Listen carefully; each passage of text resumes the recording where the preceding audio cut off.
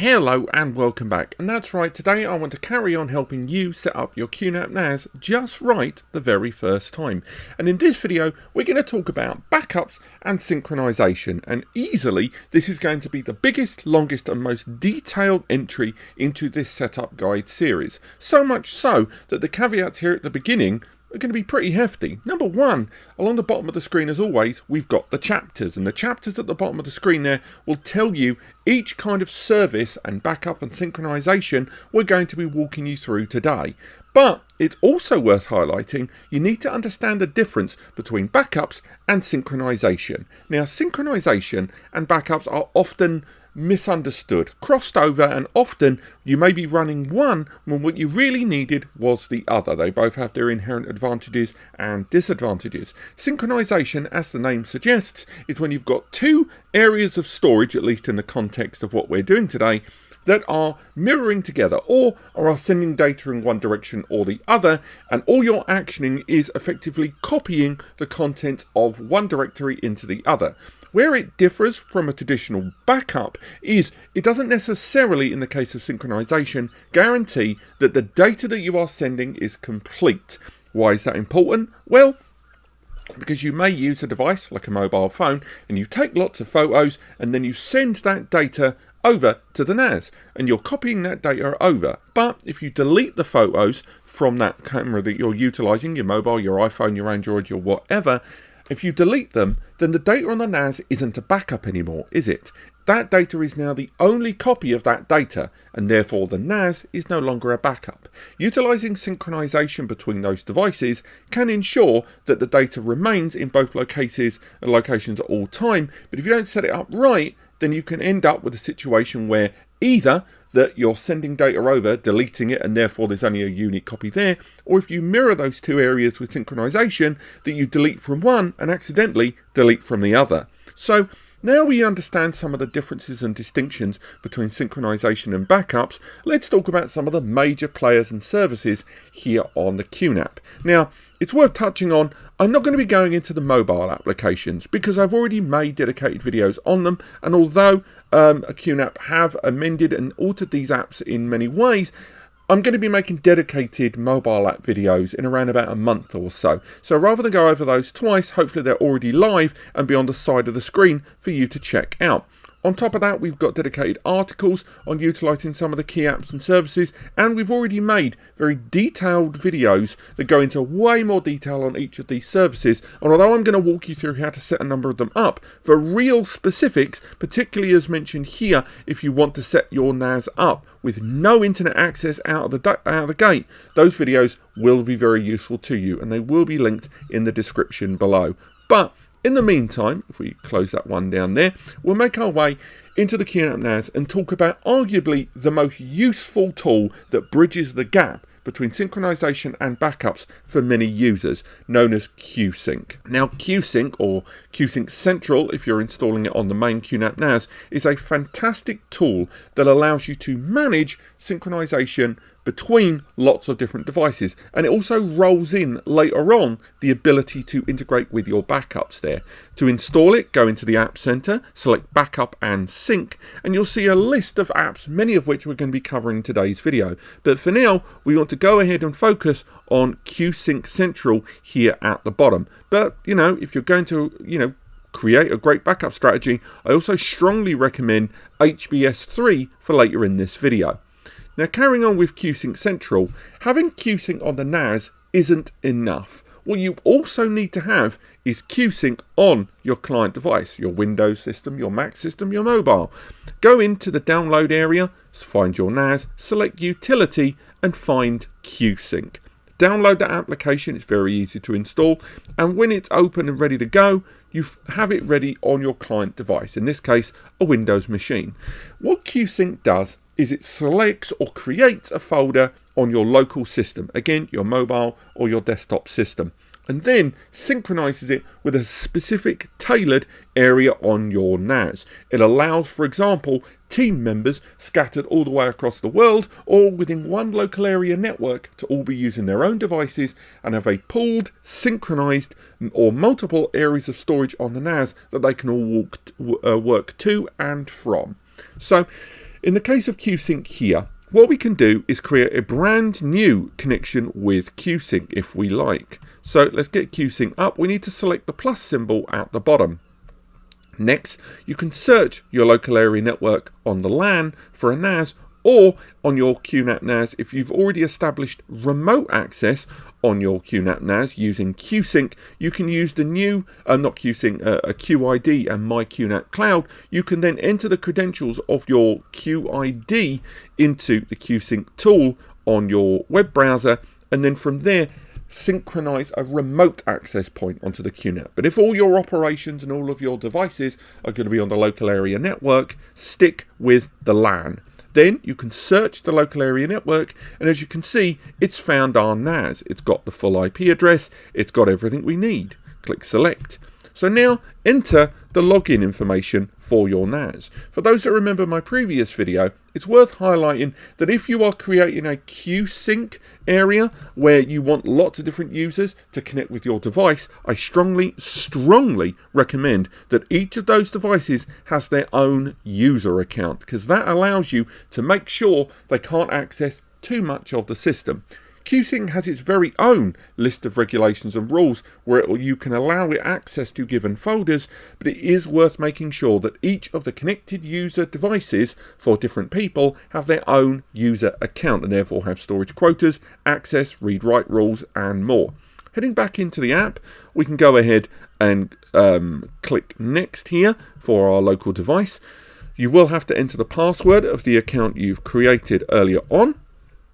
Click apply, and from here it will invite you to synchronize the local folder on your system and the file on the QSync NAS. Now before we go further here, it is worth touching on back on the QNAP NAS side that you are going to have to allow access to folders in advance. So for example, we've got users here where it will list the users that have got access, and as you can see, I do have access to this system because I've just established that connection. We've got the devices that are connected with it, and as you can see, we've got QSync on file station and QSync on a desktop machine.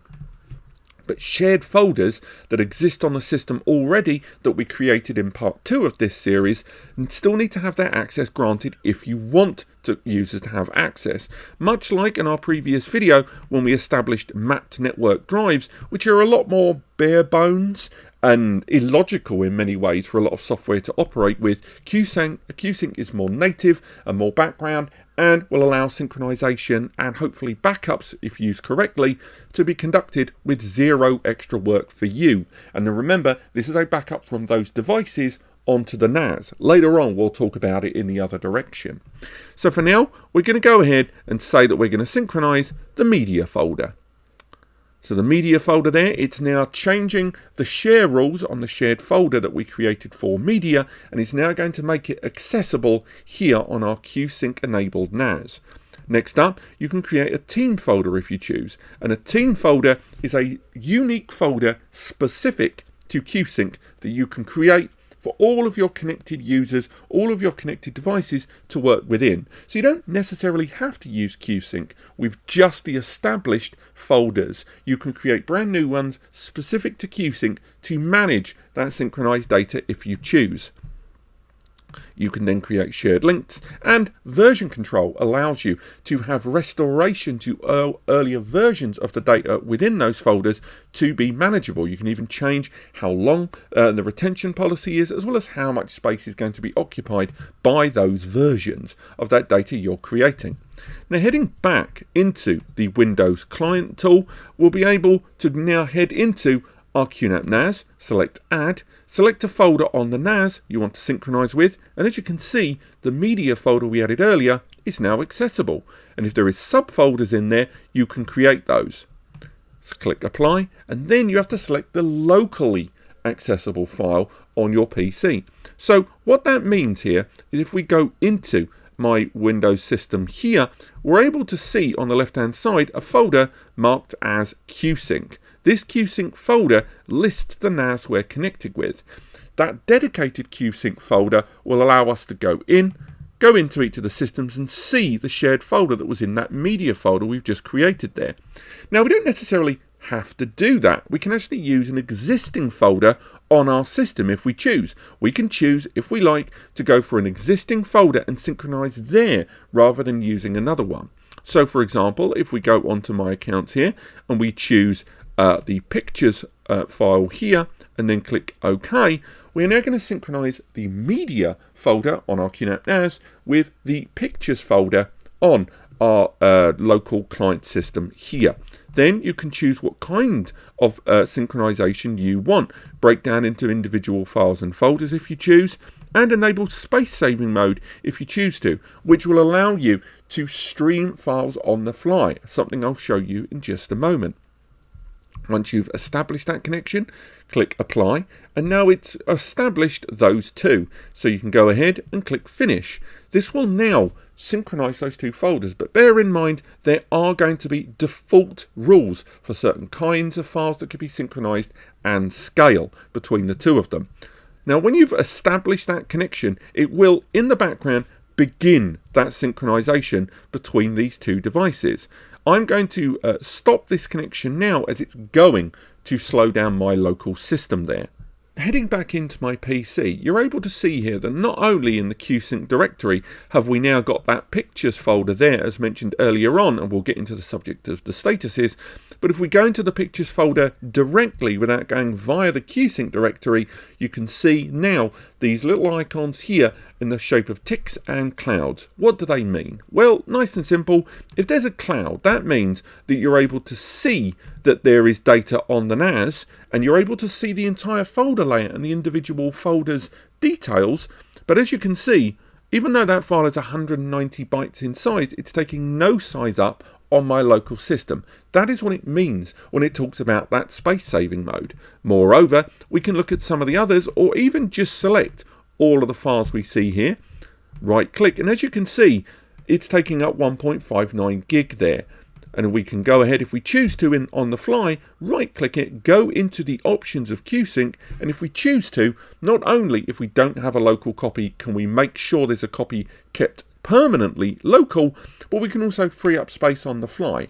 That will delete the data of the file on our local system, but keep it on the NAS. But remember, by doing that, you are now removing that file as a backup, because that data now only resides on the NAS. But these space saving modes can be very useful, and also allow you, if you choose, to share files directly that are on the NAS via the user interface of your local PC or Windows or Mac system there. You can create who you're sending it to, rules with regards to if they need access permissions with passwords, and how long the files will remain shareable, all of which are being done on the local system without, importantly, having to log into the NAS's own user interface. And remember, that tool is available for Windows, for Mac, for iOS, for Android, and Linux-based systems like Ubuntu, allowing you to create a synchronized area of storage with limitless numbers of devices, depending on the power of your system, to synchronize. So if you've got a team of photographers, a team of video editors, a team of office staff, and you need them to all work together natively in the background with their individual systems backing up that data all the time and be synchronized, you can use this tool to do that, and all of that without forcing your team members to get a bit more IT literate and deal with the NAS. That's how, one of the best ways in which you can create synchronization and use it as a backup. But backups and synchronization take many forms on a QNAP NAS platform. Now, before we get on to what I would argue is one of the best backup options on their entire platform, known as HBS or Hybrid Backup Sync, I do think we should take a quick moment to talk about some of the smaller or more niche applications, all of which have a tremendous amount of utility.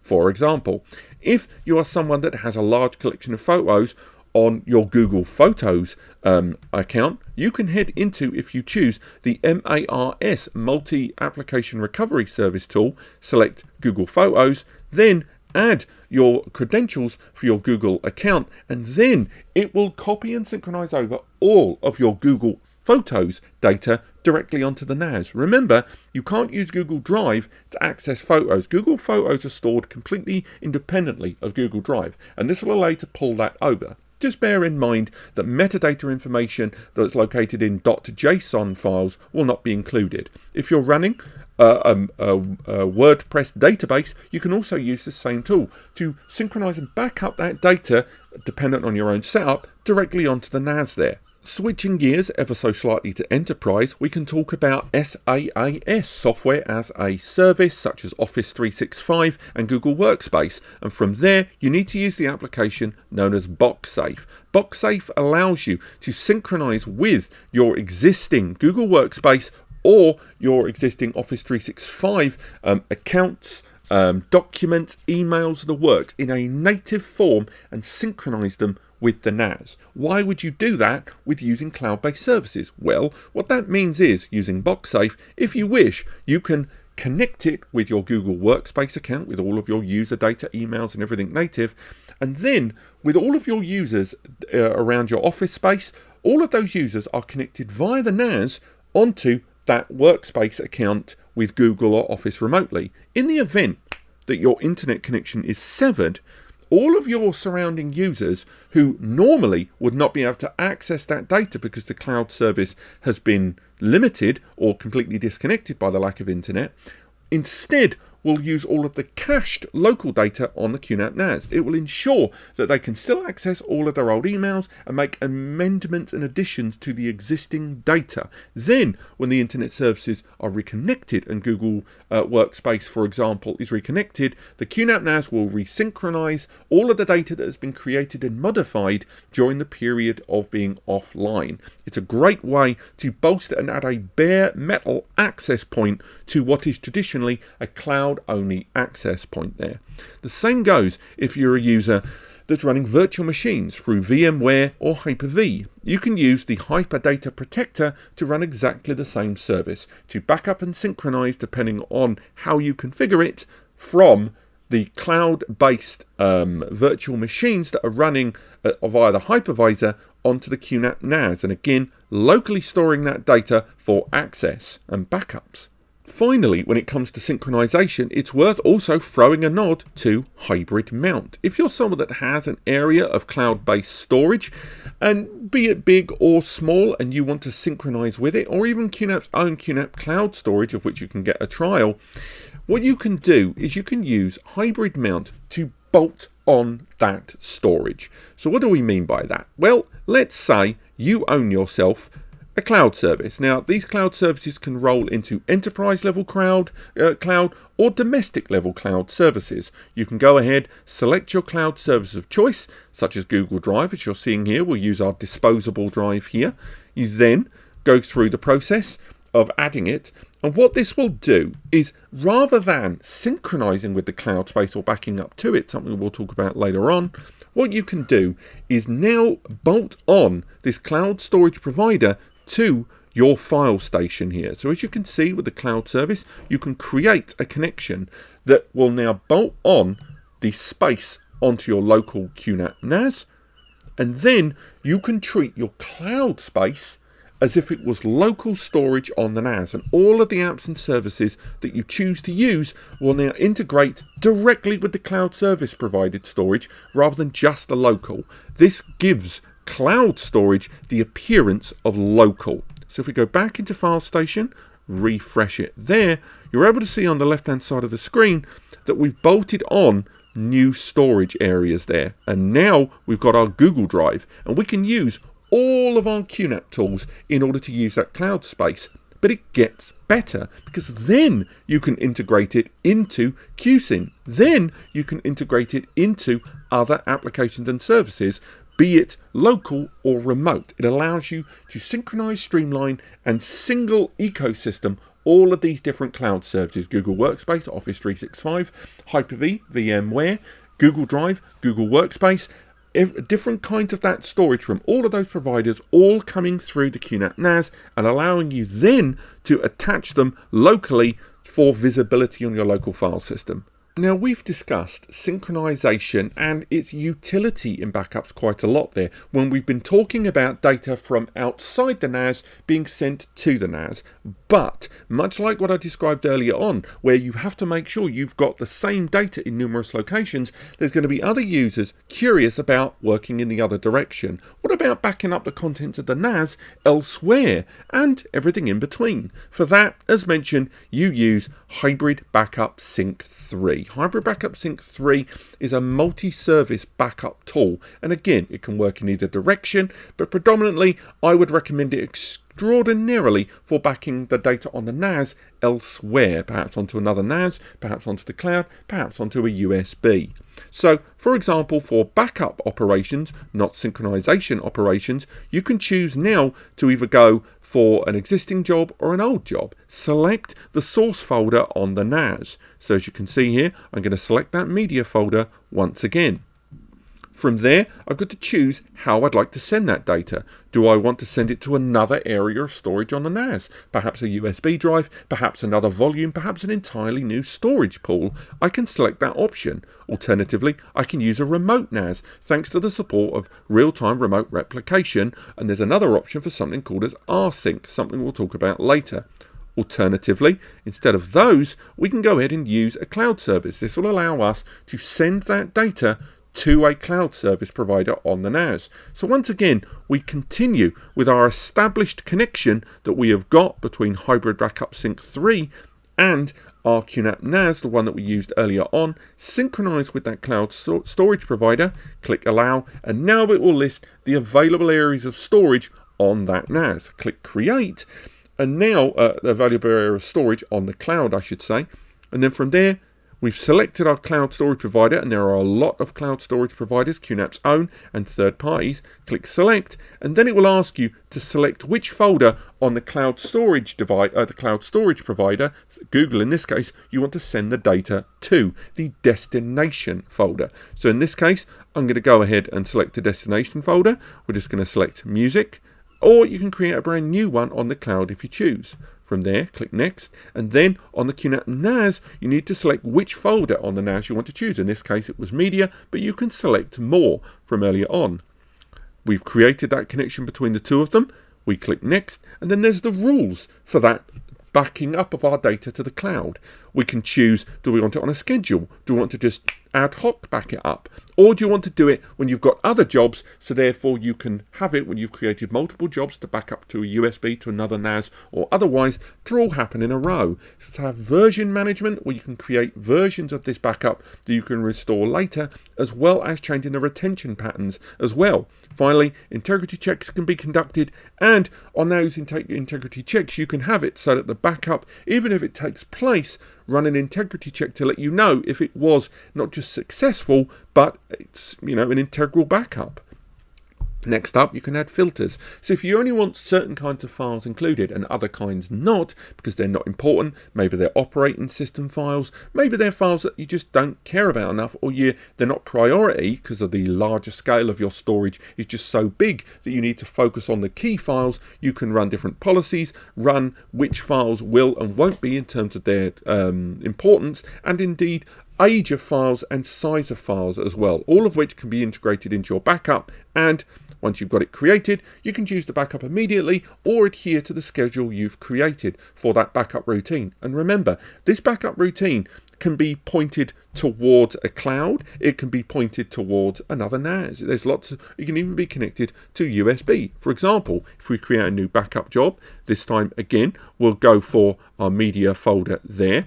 And this time, if we choose, we can go for a local folder on the NAS. Click Select, and there is our USB drive right there. So again, exactly the same rules apply, and once we follow it through, all of the different kinds of versioning are all applicable there. Go ahead and click Create. Now we've got our backup to a USB drive.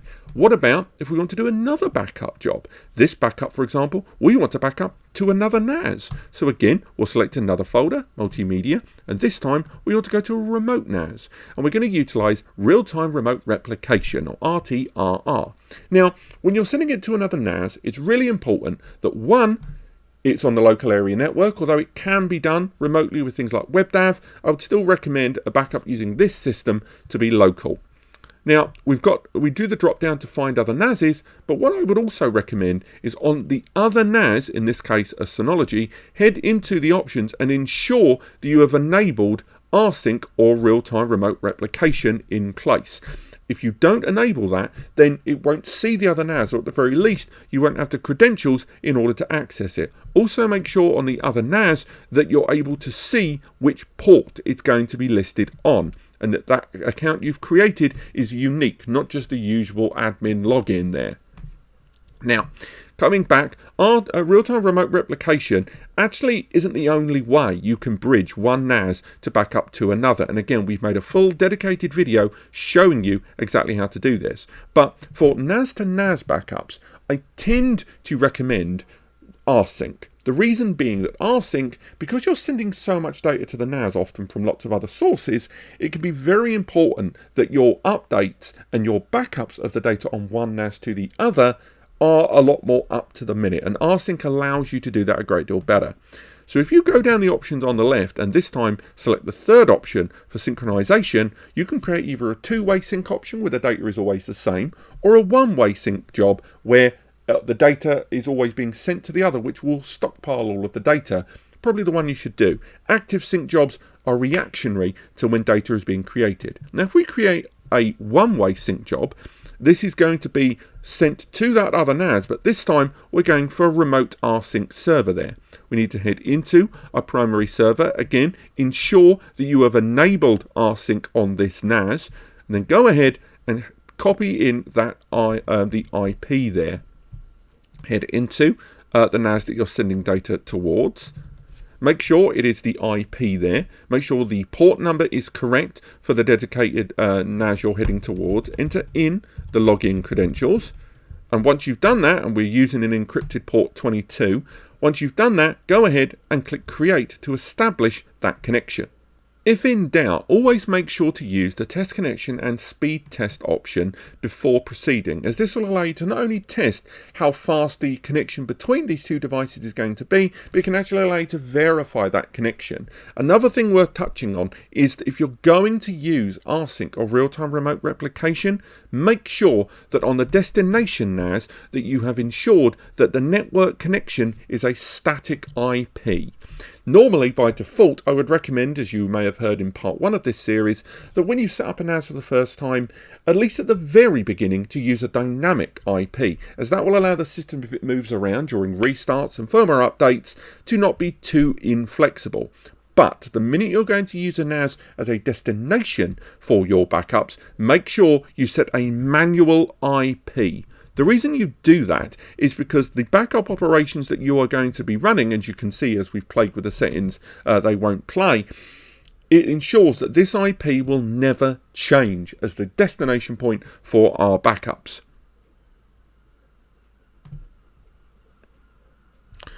Now we've added our synchronized backup there, we can go ahead and click select, and once again it allows us to see the folders that are on the NAS that we're sending from. So in this case we'll go for the public folder, but also now see the contents of the folders on the destination NAS. Select the one that you want to back up towards, click OK, and once again go through the same options for scheduling, versioning and rules, and then from there click create, and now we've established a connection between our remote NAS and our QNAP NAS. Again, you can do this exact same thing using real-time remote replication, but just bear in mind the level of backup and the level of the importance of that data and keeping it that you want to have for your own setup and system there.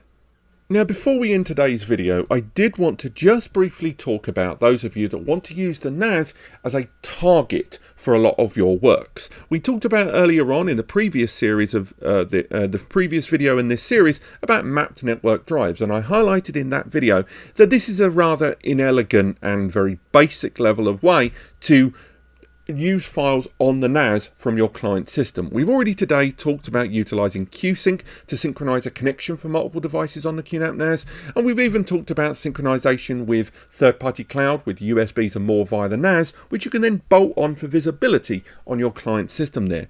But if you are someone that is utilizing the QNAP NAS for video editing, or a high performance, high bandwidth, and ultimately low latency means of dealing with the NAS data on a constant basis, you may often find that systems like mapped network drives just don't provide either the performance or the stability you need. And indeed, certain software such as video editing software will flat out not work with mapped network drives, as they utilize something called IP protocol there. So for that, you're going to have to look into something called ISCSI targets and LUNs. Now, I'm going to skip over it ever so slightly in this video because I've made dedicated videos specific to video and photo editors, but also other videos in how to utilize this form of storage. But in brief, the difference between the map network drives and that of using an ISCSI LUN as a target is your system knows these are network drives. It knows they are far away, they are networked, and therefore the system will change the labeling and the behavior pattern of how the system will use that storage for stability. Same goes for Windows and Mac, and indeed even some mobile devices. Whereas your local drive, where your operating system lives, or a physical drive connected to your PC or Mac system, is treated very differently. It's treated as local storage or logical storage. And the dream is to make your NAS, make your Mac or Windows system think that the NAS is local logical storage, because then it will treat that storage in an unfettered, uncomplicated, and ultimately smooth way. And that's where ISCSI comes in. In ISCSI, you create a target, and this is a pathway between the NAS and your destination client hardware, such as this. You create that client connection there. We'll call this one QNAP I. From there, when you've created that ISCSI target, which is the pathway, you can add further protection and password encryption. From there, you then create the ISCSI target, select a physical connection on the rear of your QNAP NAS if you have multiple connections and you want to dedicate one pathway directly from your client devices onto that NAS and not share it with the rest of the bandwidth for backups, sharing, downloads and more. You can go ahead and create that pathway. After creating the pathway, you need to create the LUN. This is going to be an area of storage of pure storage that's not visible outside. You can't access this LUN via file station. There are ways and means to mount the storage and use Hybrid Backup Sync 3 and others to back up that storage. And again, you can find out more by going into a lot of the backup jobs that allow you to manage a lot of those backups there. And again, we should really have touched on USB copy backups, by the way, which allow you to connect to USB backup automatically with all of those options. But with the LUN-based storage there, you go ahead, say where you want it to live on the system, click Next, then create your area of storage, give it any amount of space that you've got afforded available, and then from there, click Finish, and now you've created this pure area of storage. Then, on your local PC or Mac system, or in the case of Windows, type in the word ISCSI and find the tool ISCSI Initiator. Then, via Discovery, enter the IP of the NAS that you've got there. From there, then, on the target, enable the area of storage, and that will allow that drive to be addable, just like you see this drive here, by going in, put in Disk Management, select hard drive and disk partitions, and that ISCSI drive will appear here ready to add as a logical drive. Now again, it takes longer than that, and this video here will go through all of those steps for you, where it shows you exactly how to add that. It even recommends certain Mac tools that you can use to start adding your ISCSI LUNs and create that logical means of adding the drive, and I recommend you check that video out. But apart from that, this has been part 3 in our QNAP Setup series, talking about backup, tools, and synchronization. I hope you found it helpful. I look forward to seeing you on the next part. Remember, there's our free advice section if you need it, where you can get completely free support within 3 to 5 working days, no charge whatsoever. There's our NAS Builder tool, or you can get expedited support via Ko-Fi and Patreon, or you can go to one of our recommended first and third party support forums, as well as official support forums as well. Alternatively, use Ask.NAS Compares Community Forum, or head over to Ko-Fi or Patreon, not only for that expedited support, but also join our membership program. We can get even more expedited support, access to videos early, content polls, and our monthly Zooms. Or finally, if you need even more support, more tailored to your needs, you can go ahead and arrange a Zoom consultation with myself or Eddie. Recommended. I've done lots of them, and I will be able to help you. But apart from that, thank you so much for watching, and I'll see you next time.